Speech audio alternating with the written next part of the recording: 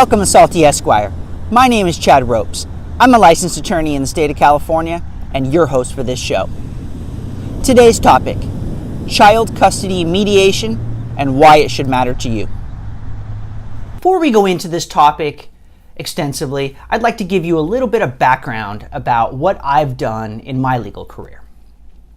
As I stated in my trailer, I've been an attorney in California for almost 20 years now. During the 20 years, I've done a lot of family law litigation, including extensively child custody litigation. In my career, I've probably been through no short of 500 mediations, both as a mediator, I'm also a certified mediator, and as an attorney representing parties while they're going through mediation. So let's start with, what is mediation? Mediation is a tool that the courts will use to resolve disputes outside of the courtroom. In essence, what it is a separate proceeding where both parties to a dispute will sit down with a mediator, a third party neutral, and the goal for the mediator is to help the parties reach a resolution, an agreement, without having to go into court and litigate the case. One of the most important rules regarding mediation is what we call confidentiality. And what that means is anything that happens during the mediation cannot be used in court later on to benefit either party. There are two types of mediation. There is the formal mediation, which is what I discussed before. That's done out of court and it's a private mediation. In addition to that, the courts have developed what we call recommending mandatory mediation.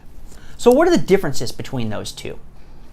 The main difference is what I talked about previously, the confidentiality term.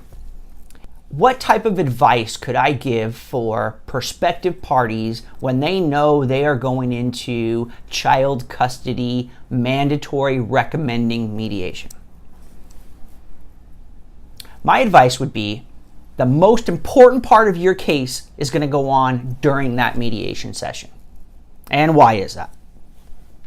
One, it is the only time you are going to be free to express whatever you want to express, obviously within reason, to the mediator regarding the issue.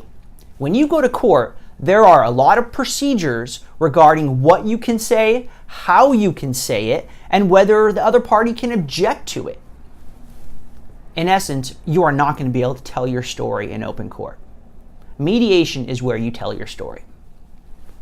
In addition to that, the better you do at telling your story and getting your side across during mediation, the easier it's going to be for you to get the orders that you want when you go into court, presuming you don't reach an agreement. And why is that? Because now you're going to have the mediator on your side. If you did a great job of expressing your position, the mediator is then going to be able to go into court, and when that mediator testifies, they're going to be able to tell the court exactly what you said during mediation. In addition to that, that mediator is going to make recommendations. That mediator is going to tell the court, here's what I think should happen regarding child custody and visitation, and here's why I believe that.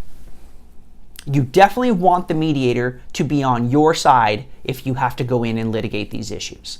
The only way that you can get that done is to do a very good job during mediation. If you enjoyed this episode, you want to see more on this topic, please hit the subscribe button, leave a comment, leave a thumbs up, and remember, when it comes to legal issues, take everything you hear with a grain of salt.